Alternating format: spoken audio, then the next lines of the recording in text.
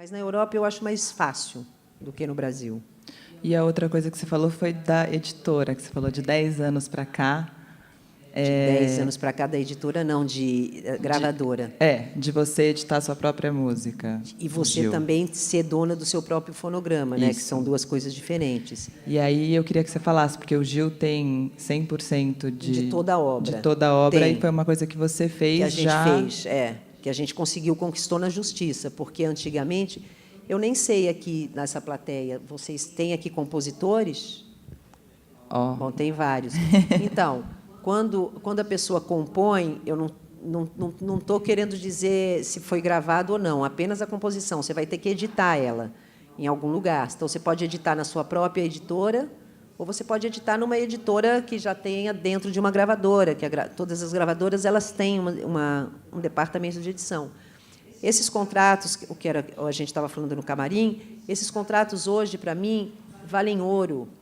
Até o futuro, os contratos que eu um dia for assinar, ou vocês que forem assinar, sei lá, fizeram uma música. Então, hoje você fez uma música que você fala, caramba, estourou no YouTube, eu vou gravar um disco. O que eu faço com esse contrato? Tem que assinar um contrato de edição e nunca um contrato de cessão. Cessão de direito não existe. Você não pode ceder o autoral não é cedido. Não existe essa lei. Então, isso, o Gil, o Caetano, o Chico, vários artistas na época, lá atrás, em 65, 60, na época do Aquele Abraço, do Alegria, Alegria, da banda do Chico, enfim, de várias músicas que até hoje todo mundo sabe cantar, eles assinavam, eles faziam a música e tinham que assinar, iam gravar. Na hora de gravar, vamos assinar numa editora. Então, eles assinavam muito aqui em São Paulo. Engraçado isso, porque as editoras, todas a maioria era aqui. A maioria aqui, na época, né? Eram aqui na época. Era aqui na época. Agora, engraçado isso, porque no Rio, acho que até hoje, não sei se já mudou, porque eu já não edito mais na editora de ninguém. Mas aí você vai editar. Eles editaram, o Gil, vou falar o exemplo do Gil, que eu conheço direitinho. O Gil editou Aquele Abraço, Procissão, sucessos. Os maiores sucessos do Gil ele editou em São Paulo, assinando cessão de direito. O que é cessão de direito? O editor tem direito a tudo, inclusive ele é sócio da música, pode vender para uma publicidade, o editor fica dono daquela obra. Então, recolhe o direito autoral era recolhido e ficava 70% para o artista, 30% para o editor. Às vezes tinha contrato até de 60%, 40%. 70% do artista, 30% para o editor. Mas por quê? O que o editor faz? Nada. Porque a música já está num disco. Aquela música que você editou, então, Aquele Abraço. O Gil fez Aquele Abraço, compôs, foi lá e escreveu. Pegou e deu para o editor editou Aquele Abraço. O Gil ficou com 70%, o editor ficou com 30%. Ou 75%, 25%, não me recordo agora. Ficou com esse contrato leonino de cessão de direito perpétuo, para sempre. Então, a música era para sempre, da Roberta, 25% de uma obra minha, para sempre, mas o Gil foi lá e assinou. Botou a canetinha, todo mundo assinou. Ele assinou, todos assinaram. E aí, essa música, depois, para a gravadora, então, aí agora o Gil vai lá e grava Aquele Abraço na Poligram, na antiga Poligram. Vai lá e grava. Gravou, execução pública, deu tanto, estourou no Brasil, parará, ganhando bastante dinheiro. O Gil está ganhando 70% e o editor 30%, porque o Gil assinou com o editor. Então, tudo bem. Eu achava isso errado. Eu achava que o editor tinha que... Primeiro, que eu acho que cada compositor pode ter uma editora e colocar todas as suas musiquinhas ali. E depois se filiar a uma sociedade, ou se filiar diretamente ao ECAD e receber direto, ou se filiar a alguma sociedade arrecadadora, a UBC, a Abramos, a Amara, enfim, tem 4 ou 5 grandes sociedades que recolhem o direito autoral. Então, o caminho é esse. Hoje, se eu fosse poder aconselhar alguém, meus filhos, eu tenho dois filhos músicos, o José e o Ben, o José da banda Sinara e o Ben da banda Tono. Falou, olha, vão compor, estão na noite, estão bacana, tá todo mundo legal, tá todo mundo não sei aonde, tá uma coisa legal. Edição, não, pensa na mamãe, fala, mamãe, edição, não, me lembra que edição, vocês têm que fazer a música, tem que ter um contrato de edição de direito, tem que editar, e pronto. Porque aí vocês ficam com 100% com o dinheiro, é 100% de vocês. Até porque quem fez a música foi vocês, por que vocês têm que dar 30% para o vizinho? Agora, se o vizinho fizer uma frase incrível, dá uma parceria de 30%. E se ele fizer metade da música, dá uma parceria de 50%. Agora, se ele não fizer nada, tem que dar nada, 100% é de vocês.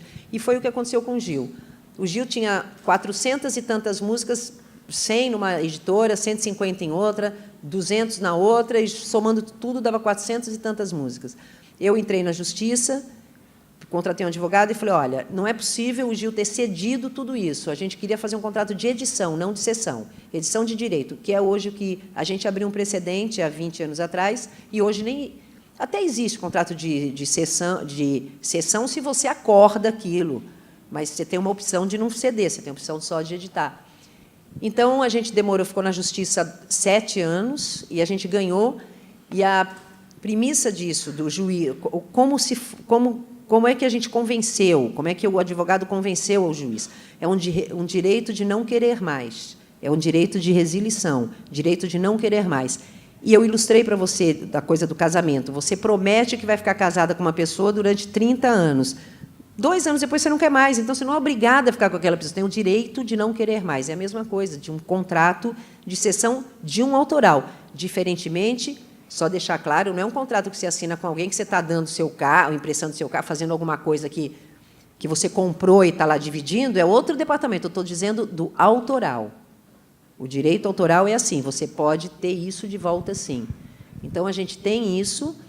Hoje, como é que funciona a vida autoral do Gil? Ele tem 800 e tantas obras, todas reunidas num único lugar, que é dentro da GG, e a GG, então, toma conta, recolhe o direito autoral. O Gil é afiliado a uma sociedade, hoje ele é afiliado ao UBC, e a UBC, então, o ECAD recolhe a execução pública, paga para a UBC, o ECAD fica com um percentual, 17%, manda para a UBC, para a sociedade pega um percentual também, tudo pré-combinado, direitinho, e depois paga diretamente para a GG. Ainda tem um outro caminho. A GG poderia não estar... Vocês vão falar assim, ai, que saco também ficar tomando conta de uma editora dentro de um escritório. Chato, eu queria que alguém fizesse isso para mim. Pega a sua editora e dá para uma gravadora administrar. A gravadora administra e cobra 20%, 30% para administrar. Num contrato pré-determinado de tempo. Depois de 3 anos, você fala, Warner, não gostei que você administrou minha gravadora, eu quero de volta, agora eu vou para a Sony. Então, você fica carregando a sua editora para onde você quiser. Você não, é sempre sua. A gente falou no camarim que, quando um músico está começando, às vezes tem essa coisa que você acaba assinando, meio, mas a gente vai te ajudar, a gente pode. E fica que você é uma grande... Tem muito compositor e cantor que quer, às vezes é só compositor, e às vezes o compositor também é cantor, que quer, poxa vida, quem não quer ter um disquinho gravado, chegar e falar, olha só, consegui, está aqui o meu disco e está aqui minha música. Nessa hora, é a hora... Essa hora não dá certo, gente. Essa hora é a hora que você assina tudo errado, entendeu? Porque daí você vai assinar que você está cedendo aqueles direitos para sempre, está cedendo... Mas não é nem... Eu acho que hoje em dia o risco é bem menor, porque até as gravadoras já tomaram tanto cano, sabe? Tanta dura, dizendo assim, eu não faço. Assim, que eu acho que eles não têm nem coragem mais de apresentar um contrato tão leonino. Hoje em dia tem contrato 360, que você sabe como é. 360, como o disco, acho que muitos aqui de vocês sabem o que é o contrato 360, que as gravadoras, hoje em dia, têm um percentual dos shows, que são... E como não vende mais tanto disco, como não vende tanto disco, ela tem que arrecadar o dinheiro em algum outro... Ela colocou o dinheiro no seu disco e ela tem que ter esse dinheiro de volta. Ela sabe que não vai ter esse dinheiro de volta com a venda do disco, porque o disco vende pouco. Então, ela vai ter um percentual em todo show que você fizer, para divulgar esse disco. Falando em disco, a gente falou bastante no camarim de disco físico, né? E como hoje em dia, enfim, não sei, a gente sempre tem essa discussão, se lança disco, não lança disco, se é preciso lançar um disco físico ou se coloca tudo na internet, mas a internet já não tem, por exemplo, o YouTube não paga. Não, né? Paga de execução pública, não paga. Então, só no Brasil que o YouTube não paga, no mundo todo ele paga. Aqui no Brasil ele encasquetou que não paga. Ele não vê, o YouTube não reconhece execução pública no YouTube. Então, ele tem uma briga do ECAD. O ECAD quer recolher o direito autoral para pagar para os artistas, e o YouTube diz que não reconhece a execução pública, reconhece só 75%. Então, o YouTube quer pagar 75% e a gente não aceita. Alguns cantores, alguns compositores aceitaram a receber 75%, mas a maioria não. Então, a gente está na Justiça e agora, dia 14, no STJ, tem um julgamento. A briga do ECAD com o YouTube, vamos ver no que vai dar. Que é quase a mesma coisa que a editora, né? Quase a mesma coisa que a editora. Porque o que eles querem é 25%, sem fazer... Não, eles querem dos 75%... eles querem transformar 75% em 100%. Mas eu vou te dizer uma coisa. Outro dia eu estava discutindo com o produtor pelo Facebook, quase brigando com ele.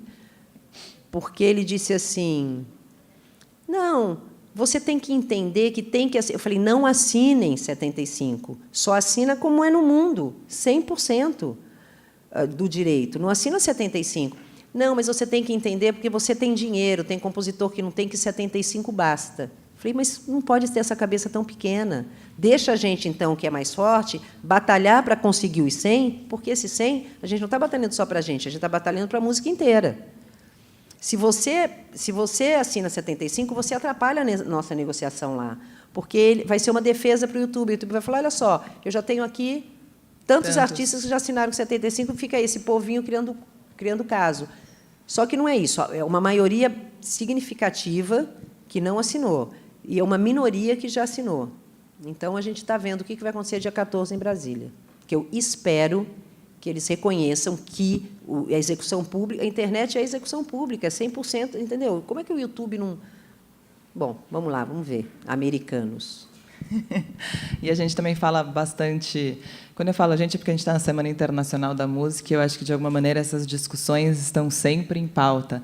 E ontem, na abertura da Semana Internacional da Música, eu estava com o Maurício Pereira, que é um cantor e compositor, e a gente estava perto, e alguém falou que, hoje em dia, a música já está muito mais forte, que hoje todos os músicos e compositores vivem exclusivamente já da sua obra. E aí o Maurício olhou para mim e falou, não é verdade. Eu acho que... o que dá dinheiro para o artista é show.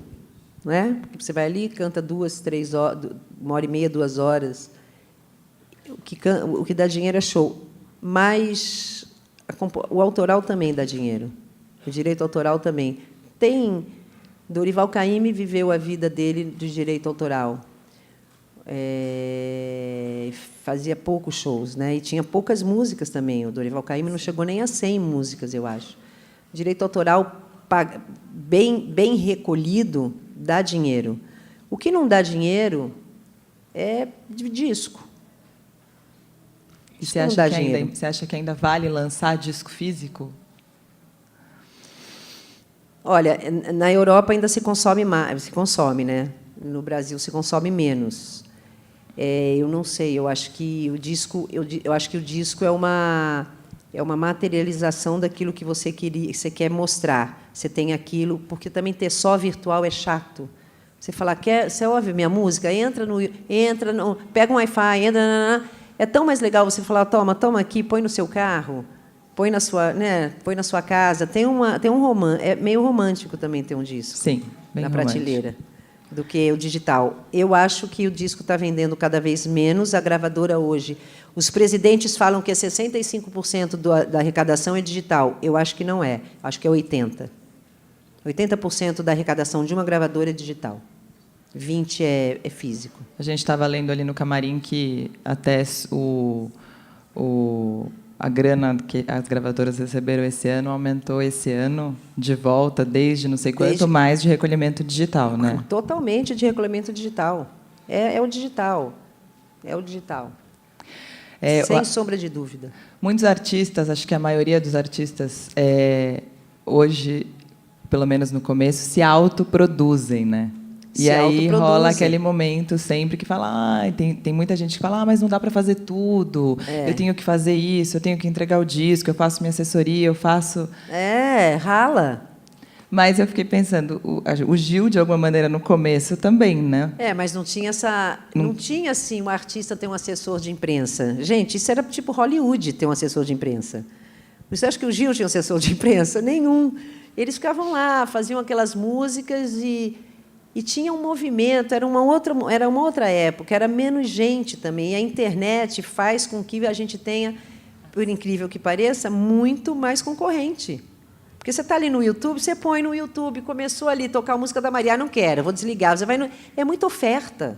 Antigamente tinha muito menos, né? Ou a gente via muito menos, talvez? Não, é porque a gente via muito menos, porque também não tinha onde ver. Onde é que você tinha? Só o rádio. Né? O rádio tocava. É muito complexa essa questão, porque o rádio, antigamente, recebia jabá. Hoje em dia, não se fala mais que você pode ser até processado. Não tem, é marketing. Verba de marketing. É verba. Você pagava, né? As gravadoras, antigamente, elas tinham um acerto com as rádios para que pudessem tocar a música do artista, para que o artista pudesse ali divulgar a música do artista, para que ele pudesse dali fazer uma televisão, aquela música virar chiclete de ouvido e você ter aquela música no seu show e seu show lotar. Então existia ali existia um caminho, né? Existia um caminho para que aquilo ali fosse assertivo. Hoje em dia tem, só que a dificuldade é como é que você vai fazer uma música hoje, colocar no YouTube e sua música vai ficar conhecida como? É uma interrogação, eu não tenho essa resposta, eu acho que ninguém tem. Outro dia eu estava aqui, eu tenho vindo muito a São Paulo porque o Gil ficou doente esse ano e eu vim muito aqui para o hospital. E uma filha de uma médica, ela é cantora. E como tanta gente fala assim, minha filha canta, a gente fala, legal. Minha filha canta, legal. Meu filho toca, legal. Sabe, assim, olha, minha filha canta. Eu estava com o computador no quarto, ela falou, entra aí, ela tem 50 milhões de views. Eu falei, oi?